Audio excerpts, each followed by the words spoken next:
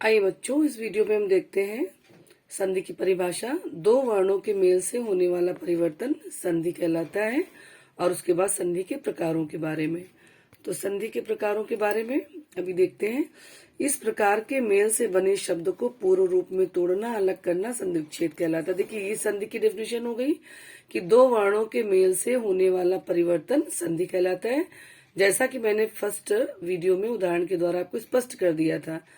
और उसके बाद इस प्रकार के मेल से बने शब्द को पूर्व रूप में तोड़ना, यानी पहले के जैसा उन शब्दों को यदि तोड़ दिया जाए, अलग कर दिया जाए, तो उन्हें हम लोग संधि विच्छेद कहते हैं।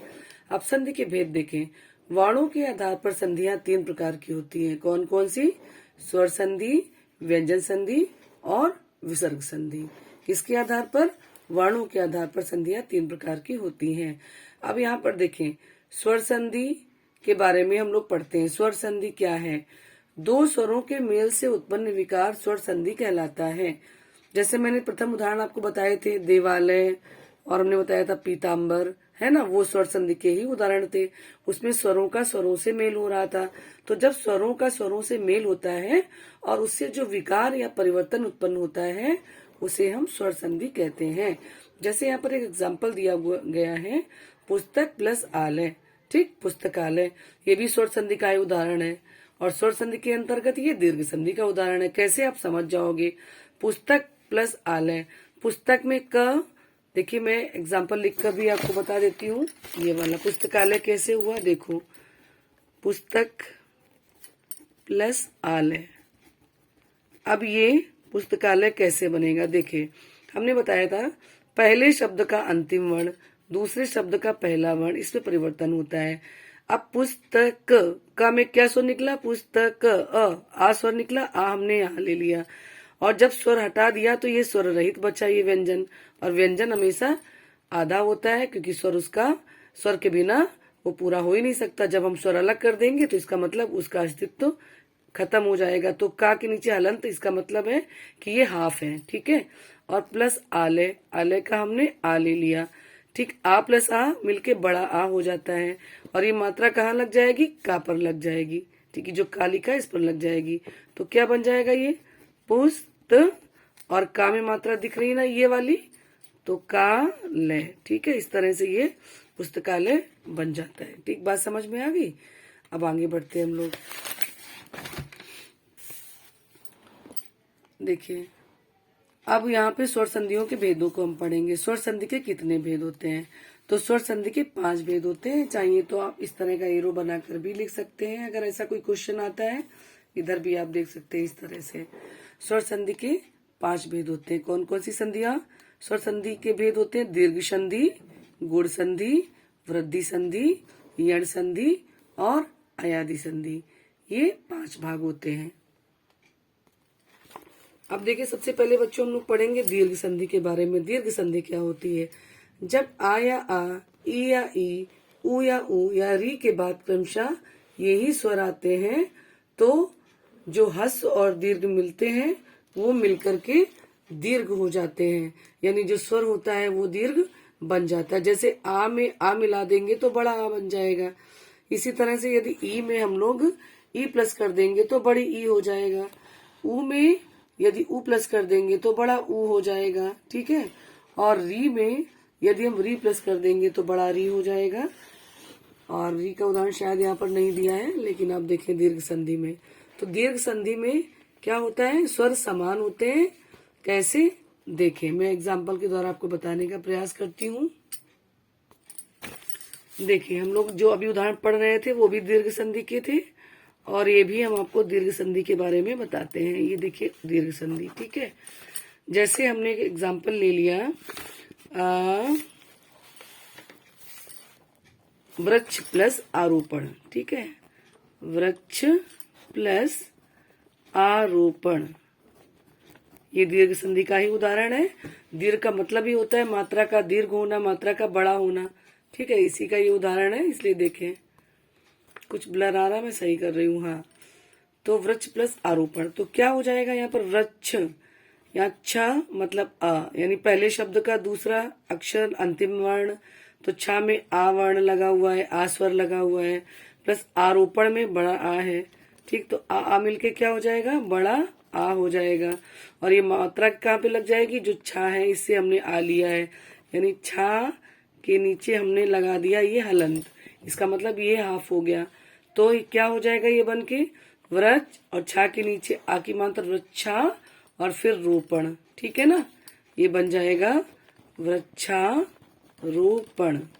इस तरह से ये शब्द का निर्माण दीर्घ संधि का हो जाएगा।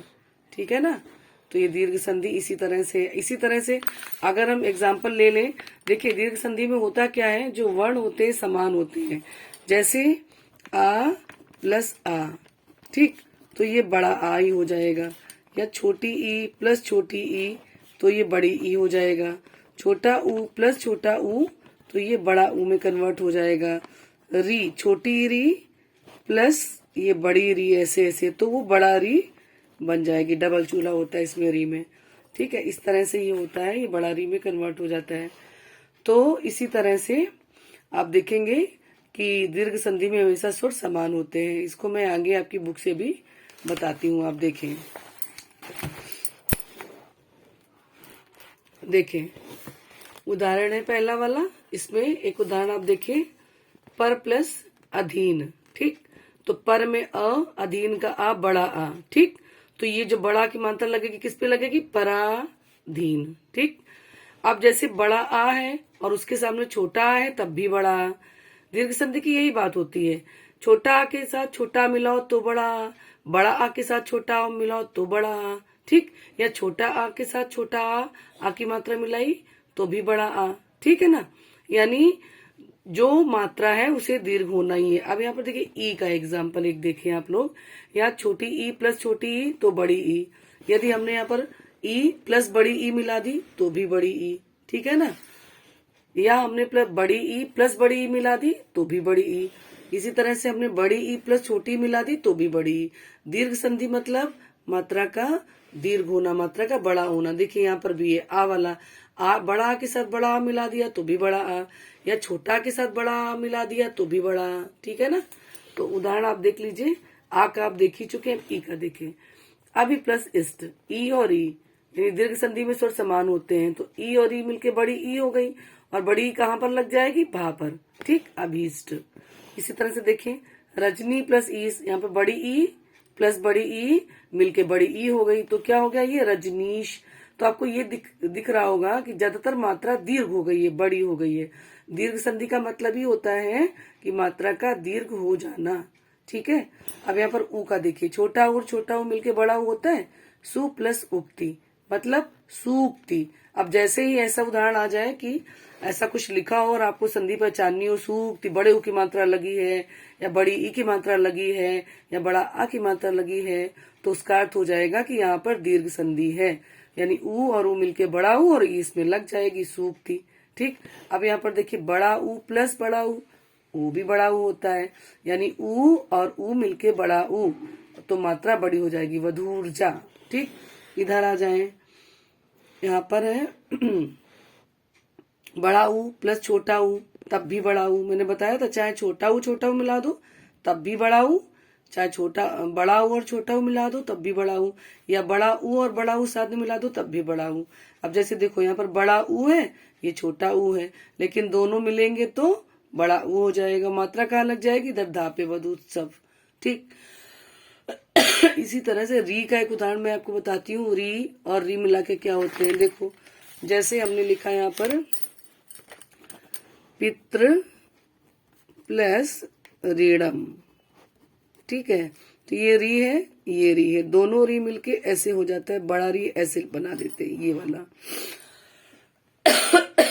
ये चूल्हा बना देते हैं, ये बड़ा री हो गया। ठीक है, अब बनेगा कैसे, पितृणम, पितृ ऐसे डबल कर देंगे, पितृणम। ठीक है ना, ऐसे ही देखिए दिख रहा है आपको, डबल बड़ा री हो गया। ऐसे मात्र प्लस ऋणम, मात्र यानी ये री की मात्रा है, ता में मैंने नीचे चूल्हे जैसा लगा दिया, री बोलते हैं, और ऋणम का ये री। ठीक है, ऋणम, तो ये री मिलके कौन सा री, बड़ा री। ठीक है ना, और मात्रा किस पर लग जाएगी, ता पर, तो क्या हो जाएगा, मातृणम। ठीक ठीक है, तो कंप्लीट हो गया आपका दीर्घ संधि। अब अगले वीडियो में हम लोग गुण संधि और वृद्धि संधि को कंप्लीट करेंगे।